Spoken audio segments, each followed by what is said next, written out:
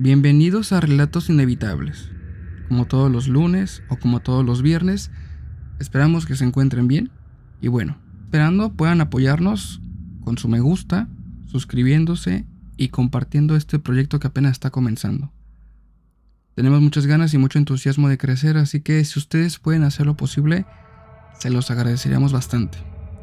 En esta ocasión, como ya se habrán dado cuenta por el título del podcast o video, sea cual sea que estén viendo, tenemos un relato de un trailero, una persona que conduce estos grandes vehículos que cruzan largas distancias por las carreteras y que en más de alguna ocasión les toca presenciar algo extraño sobre ellas. Esperamos sea de su agrado. Comenzamos. El pasajero. Relato enviado por Rodolfo desde Santiago de Chile. Tengo 10 años dedicándome a este bonito oficio de ser conductor de trailers en Chile. Este es un trabajo pesado y un poco ingrato, ya que nos exige que tengamos jornadas muy largas para poder cumplir en tiempo y forma con las entregas. Y muchas veces, por los viajes, me he perdido fechas que son importantes, como alguna presentación escolar de mi hijo, cumpleaños, fechas importantes como aniversarios con mi esposa, fiestas familiares, entre otras cosas. Aún así, estoy enamorado de mi trabajo. Disfruto mucho el viajar y recorrer las autopistas, sobre todo de noche, lo que muy seguido pasa ya que la mayoría de mis viajes son nocturnos. Además de que por la noche hay menos tráfico y la temperatura es más fresca. Solo soy yo con la carretera por delante, escuchando mi música y acompañado de un buen café, con mis manos sobre el volante. Disfruto de todo, el viento, la vista, el cielo despejado y las estrellas. Andar por la autopista es cansado, pero mayor la satisfacción de trabajar en lo que le apasiona a uno. Lo disfruto mucho. Bueno, hasta hace poco, ya que me ha sucedido algo que me ha hecho cambiar de parecer. En el anterior viaje tuve una experiencia, llamémoslo así, inquietante. Iba por la ruta 5, hacia el norte del país. Me dirigía de Santiago hacia la primera región que es casi frontera con Perú. Una ciudad pequeña pero muy bonita, llamada Iquique. El viaje me llevaría poco más de 20 horas. Uno de los recorridos más largos en mi empresa, pero que por mis años de experiencia como conductor me encargaban a mí.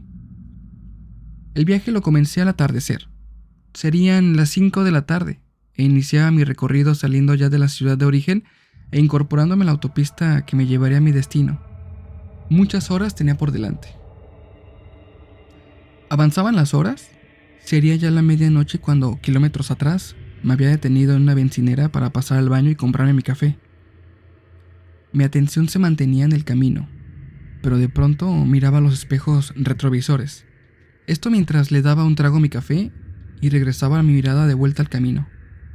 Pensaba en todo, en mi familia, en mi hijo el cual recién había cumplido 5 años, y en mi esposa, y en su embarazo, ya que pronto tendríamos otro hijo. Le daba otro trago al café y volvía a revisar los espejos retrovisores para mirar el camino que dejaba por detrás. Realmente no sé por qué. Si por delante ni por detrás había visto vehículo alguno. El último que había visto fue una camioneta que me adelantó apenas salí de la bencinera. Pero desde entonces, sobre la autopista iba solo yo. Quizás era la costumbre de revisar los espejos, lo que me hacía mirarlos cada determinado tiempo, aún yendo solo por la autopista. Mi atención volvió a colocarse al frente. Subí la ventanilla porque de pronto me dio un poco de frío. Revisé mi reloj de mano y vi que ya pasaban de las 12 de la madrugada. Pensé en el camino que aún me quedaba por delante y de nuevo revisé los retrovisores.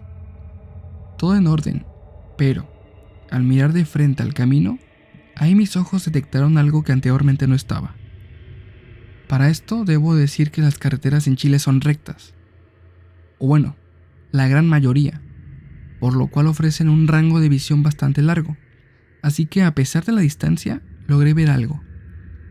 Primero pensé que quizás se trataba de un letrero o un rótulo en el que habían escrito algo a manera de indicación, pero a medida que avanzaba y me acercaba, fue tomando otra forma. Esa figura se volvió una persona, la cual vestía una camisa de color blanco, y las luces de mi tráiler, luego de unos momentos, empezaban a darle alcance. Conforme empezaba a acercarme, pude verlo con más claridad. Era un hombre el cual debía tener entre 50 o 60 años quizás, y tenía un semblante serio. El hombre levantó la mano en señal de que parara la marcha. Yo la verdad dudé, ya que no solo en Chile, sino en todas las carreteras del mundo uno jamás estará 100% seguro. Siempre habrán peligros que se presenten, ya sea por la autopista misma o por las personas que circulan en ellas. Luego de dudar si me detenía o no, finalmente lo hice, ya que quizás tenía algún problema y además hacía frío. De cualquier manera, yo cargaba con una barra de metal, la cual la llevo siempre por si acaso, como una medida de seguridad. Cuando me acerqué a él, me salí un poco del camino y estacioné el vehículo a un costado de la autopista.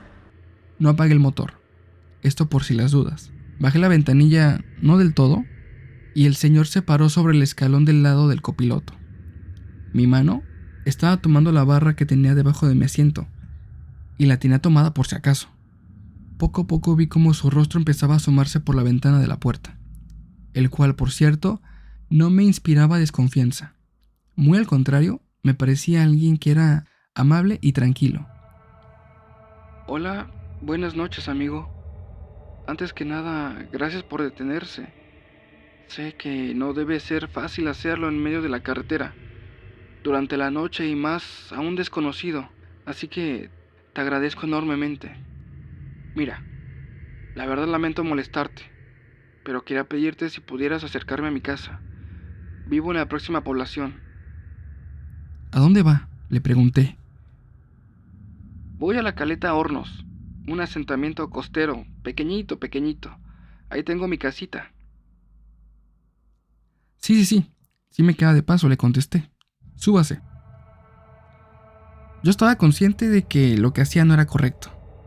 En la empresa tenemos tajantemente prohibido el detener nuestro vehículo y subir a extraños a bordo, por seguridad y no poner en riesgo ni al operador de la unidad ni a la mercancía que se transporta. Pero a mí no me inspiró nada malo, la verdad, y lo vi como la oportunidad de realizar mi buena obra del día. Subió con dificultad, lo que al verlo yo pensé que había tomado la mejor decisión, y ya dentro de la cabina se acomodó. Le dije que se colocara el cinturón y empecé a andar de nuevo sobre la autopista, pero ahora no lo hacía solo, sino con un acompañante. Para llegar al destino que el señor me había indicado faltaban todavía casi 2 horas. Yo notaba distraído en sus pensamientos al señor, por lo que empecé a hablarle para romper el hielo y que se hiciera más ameno el trayecto. Le pregunté por su nombre y qué hacía tan lejos de su casa a altas horas de la noche. Su nombre era Salvador. Había ido a visitar a su hermano y se le había hecho tarde, pues el tiempo había pasado volando y cuando menos se dio cuenta, ya pasaban de las 11 y empezó el camino de regreso a casa. A lo cual le pregunté que por qué no se había quedado con su hermano. Él solo me respondió que no quería molestarlo, que prefería caminar, ya que era una actividad que le hacía mucho y que además lo disfrutaba enormemente. Luego de esto, él me preguntó si tenía hijos. Le dije que sí, que tenía uno y otro en camino, que por eso trabajaba tanto, ya que quería darles una vida en la que nada les faltara. Cuida mucho de tu familia. Aprovecha al máximo el tiempo que pasas con ellos y siempre que puedas abraza a tus niños y a tu esposa. Esas palabras me dejaron pensativo. Digo, fue un bonito mensaje, pero me pareció extraño. Yo solo asentí con la cabeza, lo miré y le dije: claro que sí, Salvador. Por supuesto que sí. Después los temas en nuestra charla se fueron relajando. Hablábamos del paisaje, de cómo la luna iluminaba todo alrededor y cosas más. Subiendo un tramo de la autopista, la cual va cuesta arriba, noté las luces de ese pequeño asentamiento. Miré a Salvador y él me dijo asombrado: qué rápido estuvo el viaje, ¿no? Y me dedicó una pequeña sonrisa. Seguí avanzando y al llegar a la entrada abandoné la ruta 5, para tomar la desviación hacia la caleta y sin preguntarle nada me comentó: Mira, es una casa rosada. Afuera de ella hay un bote, el cual está cubierto con una malla para protegerlo del sol. Ahí vivo yo. ¿Así que le gustan los botes?, le pregunté yo. Sí, además es mi herramienta para trabajar. Gracias a ese bote he construido esta casa y he mantenido a mi familia, lo que es todo para mí. Mientras decía esto, llegamos al domicilio. Efectivamente, el bote estaba afuera y yo estacioné mi tráiler. Me quedé viendo el bote por un momento. No tenía nada de especial, pero saber que gracias a él Salvador había logrado hacerse de su patrimonio le dio un carácter especial cuando lo vi. Después de ello, le pregunté si estaba dañado su bote, que por qué lo tenía en su casa y no en el puerto. No hubo respuesta. Pensé que quizás no me había escuchado, así que giré mi cabeza para lanzar mi pregunta otra vez más. Pero no estaba. Su lugar estaba vacío. Qué extraño, pensé. Nunca escuché la puerta del tráiler ni abrirse ni cerrarse. Lo llamé un par de veces, primero con voz normal. Después le grité, pero nada. Rodeé el vehículo, pero no había rastro de él. Miré de nueva cuenta en la cabina, pero nada. Nada de Salvador. Por mi cabeza se pasó la idea de que me estaba jugando una broma, la cual, por cierto, no me parecía graciosa. Debo confesar que me empecé a molestar. Así que decidí ir a la casa a tocar la puerta, pensando que había entrado en ella sin haberse despedido. Me apersoné y llamé a la puerta, tocando con una piedra la reja que la protegía. Intenté varias veces, pero parecía que nadie saldría, cuando de pronto las luces se encendieron y una señora, en bata de dormir, entreabrió la puerta y asomó la cabeza. ¿Sí? ¿En qué puedo ayudarte? Buenas noches, señora. Mire, lo que pasa es que traje a Salvador, pero de pronto él se bajó sin despedirse. Quería decirle por último que un gracias no estaría mal. Pero, ¿cómo dijo? ¿Salvador? Sí, yo le mencioné especificaciones como rasgos físicos y la ropa que llevaba puesta. Yo lo traje ahorita. De hecho, por aquí andaba.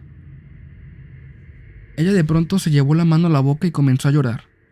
Yo realmente no sabía qué hacer. No sé qué es lo que había dicho o hecho para que ella se pusiera así. Luego de unos segundos y de respiraciones profundas y pausadas, recuperó la calma y me dijo: Mire, esto va a ser difícil de creer, pero... Ella hizo una larga pausa. De hecho, fue incómodo,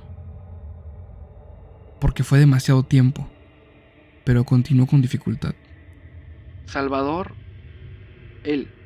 Salvador, sí, fue mi esposo, pero ahora él ya no está con nosotros. Él ya tiene 5 años de haber fallecido. Un terrible frío escurrió por mi columna. Me tomé de la reja para no caer de espaldas. No sé qué tan mal me vio la señora que de inmediato corrió a abrirme la reja y a invitarme a pasar. Me ofreció un té y yo de inmediato acepté. Entré y sentí ese calor de hogar. Desde la mesa en la que me senté, podía observar varios cuadros en los que se le veía a Salvador, rodeado de sus hijas y de su esposa.